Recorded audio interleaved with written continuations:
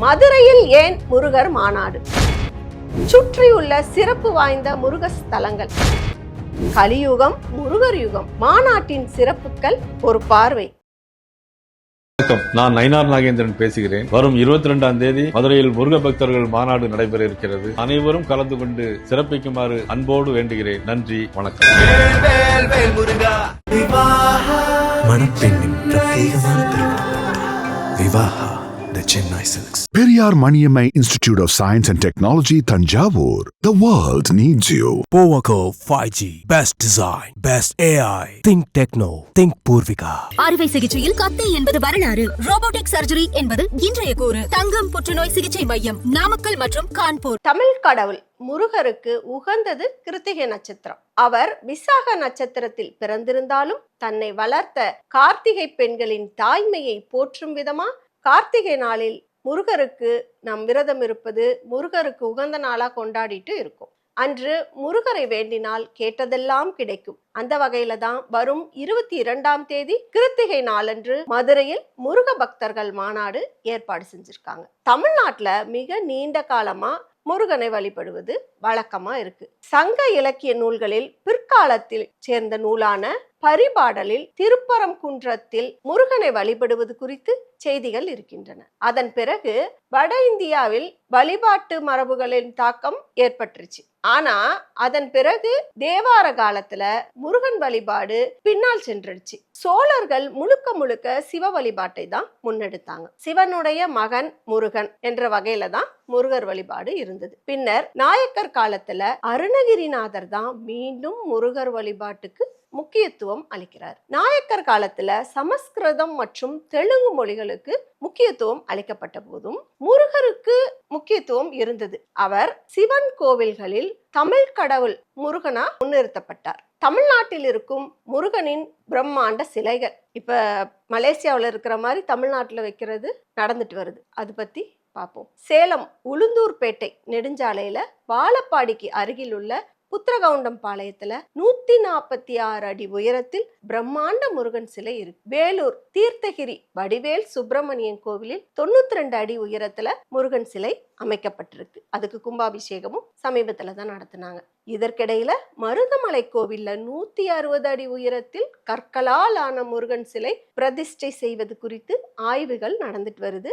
அப்படி ஒரு சிலை அமையும் பட்சத்தில் அந்த சிலை ஆசியாவிலேயே மிக உயரமான முருகன் சிலையா இருக்கும். இது போல் முருகனுக்கு ஒரு பிரம்மாண்ட சிலை வைப்பது மலேசியாவில தான். மலேசியாவில் உள்ள பத்துமலை அடிவாரத்துல 2006ஆம் ஆண்டில் 140 அடி உயரத்தில் ஒரு முருகன் சிலை அமைக்கப்பட்டது. இந்த சிலை அமைக்கப்பட்ட பொழுது உலகிலேயே மிகப்பெரிய முருகன் சிலை இதுதான் அப்படின்னு அடையாளம் காட்டப்பட்டது. இந்த நிலையில தான் தற்பொழுது தமிழ்நாட்டில் இது போல் மிகப்பெரிய அளவில் முருகன் சிலைகள் வைக்கும் போக்கு துவங்கி இருக்குன்னு சொல்லலாம். மதுரையில் ஏன் முருகர் மாநாடு? மதுரை அப்படின்னாவே வளமான வரலாற்று கோயில்கள் மற்றும் துடிப்பான கலாச்சார பாரம்பரியத்திற்காக கொண்டாடப்படும் ஊர் தான் மதுரை. மதுரையில அதை சுத்தி இருக்கிறதே 10 முருகன் கோவில்கள் இருக்குது. அதன் கலைத்திறன், சிக்கலான சிற்பம் இதெல்லாம் கட்டிடக்கலைக்கு இன்றும் எடுத்துக்காட்டா இருக்கு. சுருக்கமா பார்ப்போம் அந்த கோயில்களை பத்தி. முதலாவது திருப்பரங்குன்றம். 6 படை வீடுகளில் ஒன்றான திருப்பரங்குன்றம். இங்கு சூரபத்மன் என்ற அரக்கனை வென்று இந்திரன் மகள் தெய்வானையை முருகர் மணந்த இடம். இரண்டாவது திரு ஆப்பனூர் முருகன் கோவில். புகழ்பெற்ற மீனாட்சி அம்மன் கோவிலுக்கு மிக அருகிலேயே இருக்கு இந்த முருகன் கோவில். பக்தர்கள் ஆன்மீக பயணம் மேற்கொள்ளும் பொழுது இங்கு தரிசனம் செய்யறாங்க. அதை சிறந்ததாகவும் கருதுறாங்க. இங்கு வழிபடுவதால உடல் ஆரோக்கியம், செழிப்பான வாழ்வு கிடைக்கிறது. மூன்றாவது பழமுதிர்ச்சோலை முருகன். பல தோட்டம் சூழப்பட்ட அழகிய சூழலில் அமைந்திருக்கிறது. அமைதியான சூழல் வழங்குகிறது. தமிழ் கவிஞர் ஔவையார் இந்த கோவிலில் முருகருடன் இதயபூர்வமான உரையாடலை மேற்கொண்டார். நான்காவது வண்டியூர் முருகன் கோவில். இங்கு பங்குனி உத்திரம் வெகு சிறப்பாக கொண்டாடப்படுகிறது. இதிகாசங்களில் காட்சிகளை சித்தரிக்கும் கோவில் மற்றும் சிற்பங்கள் அடங்கியிருக்கு. ஐந்தாவது சோழமலை முருகன். மலை உச்சியில் அமைந்துள்ள மிக அழகான முருகன் கோவில். இங்கு வழிபடுவதால் வீடுகளுக்கு ஆரோக்கியத்தையும் செழிப்பையும் மேம்படுத்துகிறார். 6வது திருவேங்கடம் முருகன் கோவில். இது வைகை நதிக்கரையில் அமைந்துள்ளது. திருஞான சம்பந்தர் பற்றிய புராண கதைகளுக்காக இந்த இடம் போற்றப்படுது. இந்த கோவிலில் அழகாக செதுக்கப்பட்டுள்ள தூண்களாகட்டும், சுவர் ஓவியங்களாகட்டும் பார்வையாளர்களுக்கு கலை மகிழ்ச்சியை தருதுன்னே சொல்லலாம். 7வது மதனகோபால சுவாமி கோவில். இது பழமையான முருகன் கோவில். இந்த கோவிலுக்கு வரும் முருக பக்தர்கள் ஆறுதலை தேடுறாங்கன்னு சொல்லலாம். இங்கு தியானம் செய்வதால் மனம் அமைதி பெறுகிறது. 8வதாக சுப்பிரமணிய சுவாமி கோவில் திருமங்கலம். இந்த தலத்தில் முருகர் சுப்பிரமணியரா வணங்கப்படுறாரு. இந்த கோவிலின் சிறப்புன்னு பார்த்தா சிக்கலான சிற்பங்களும் துடிப்பான அலங்காரங்களுக்கும் பெயர் பெற்றது. இங்குள்ள சுப்பிரமணியரை அலங்காரத்தில் பார்க்கும் பொழுது பார்த்து கொண்டே இருக்கலாம். 9வது அரிட்டாப்பட்டி முருகன் கோவில். குன்று இருக்கும் இடமெல்லாம் குமரன் இருக்கும் இடம். அப்படி குன்றின் மேல் அமைந்துள்ளது இந்த இடம். மலை ஏறும் பொழுது அழகிய இயற்கை காட்சிகள், பல வகையான பறவைகள் மற்றும் தாவரங்களையும் நீங்கள் பார்க்கலாம். 10வது திருமலை நாயக்கர் முருகன் கோவில். மற்ற கோவில்களோட ஒப்பிடும் பொழுது இது ஒரு சிறிய கோயில் தான். நாயக்கர் வம்சத்துடனான தொடர்பு காரணமா வரலாற்றுல இதுக்கு முக்கியத்துவம் இருக்கு. இந்த கோவில் கலாச்சாரம் மற்றும் பாரம்பரியத்தை கண்டுகளிக்க சிறந்த இடமா இருக்கு. மதுரை அப்படின்னா தமிழ் கடவுள் முருகருக்கு மதுரையில விழா எடுப்பது சிறப்பே. இப்ப மதுரையில நடக்கும் முருக மாநாட்டில் சிறப்புகள் அதை பார்ப்போம்.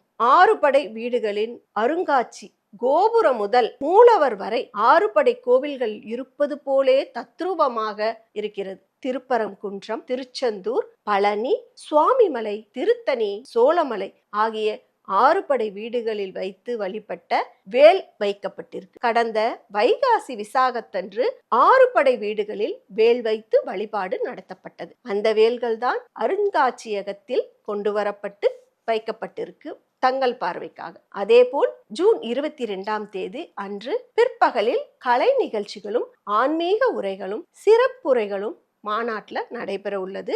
அன்று மாலை 6 மணிக்கு முக்கிய நிகழ்வான லட்சக்கணக்கானோர் பங்கேற்கும் கந்த சஷ்டி கவசம் பாடும் நிகழ்வு நடைபெற உள்ளது. முருக பக்தர்கள் கொண்டுள்ள நம்பிக்கை எல்லாருமே இந்த நிகழ்ச்சியில கலந்துக்கணும். நீங்க இந்த சஷ்டி கவசத்தை மதுரை மாநாட்டுல போய் தான் பாடணும் அப்படின்னு அவசியம் இல்லை. மாநாட்டுக்கு வர முடியாதவங்க வீட்டுல இருந்தே அந்த மாலை 6 மணி அளவில் ஒரு இல்லங்கள் தோறும் சஷ்டி கவசத்தை பாடுங்க. இது கின்னஸ்லயே இடம் பிடிச்சாலும் பிடிக்கலாம். முருகன் அருள் நிச்சயம் உங்களுக்கு கிடைக்கும். மற்றொரு நிகழ்வா பார்க்கப்படுறது இந்த மாநாட்டுல என்னன்னு பார்த்தா மங்களவேல். திருப்பரங்குன்றத்திலிருந்து மாநாட்டு திடலை நோக்கி எடுத்துட்டு வந்திருக்காங்க இந்த மங்கள வேலை. திருப்பரங்குன்றத்தில் இதற்கு சிறப்பு பூஜைகளும் செய்யப்பட்டு இருக்கு. மதுரையில் நடைபெற இருக்கும் முருகர் மாநாட்டில் இது அமைய பெற்றிருக்கு. இந்த 6 படை வீடு அருங்காட்சியில பக்தர்களின் தரிசனத்துக்காக இந்த மங்களவேல் வைக்கப்பட உள்ளது. மங்களவேல் தரிசனம் செய்யுங்கள், உங்கள் இல்லங்களில் மங்களம் பொங்கும். மதுரையில் நடைபெறும் முருகர் மாநாட்டிற்கு வருகை தரும் பக்தர்கள் அமைதி காத்து முருகர் அருள் பெற வேண்டுகிறோம். முருகனுக்கு அரோகரா. வணக்கம், நான் நயினார் நாகேந்திரன் பேசுகிறேன். வரும் 22ஆம் தேதி மதுரையில் முருக பக்தர்கள் மாநாடு நடைபெற இருக்கிறது. அனைவரும் கலந்து கொண்டு சிறப்பிக்குமாறு அன்போடு வேண்டுகிறேன். நன்றி, வணக்கம். மணப்பெண்ணின் பிரத்யேகமான திருமணம் Vivaha, the Chennai Silks. Periyar Maniammai Institute of Science and Technology, Thanjavur. The world needs you. Powaco 5G. Best design. Best AI. Think Techno. Think Purvika. அறுவை சிகிச்சையில் கத்தை என்பது வரலாறு. ரோபோட்டிக் சர்ஜரி என்பது இன்றைய கூறு. தங்கம் புற்றுநோய் சிகிச்சை மையம், நாமக்கல் மற்றும் கான்பூர்.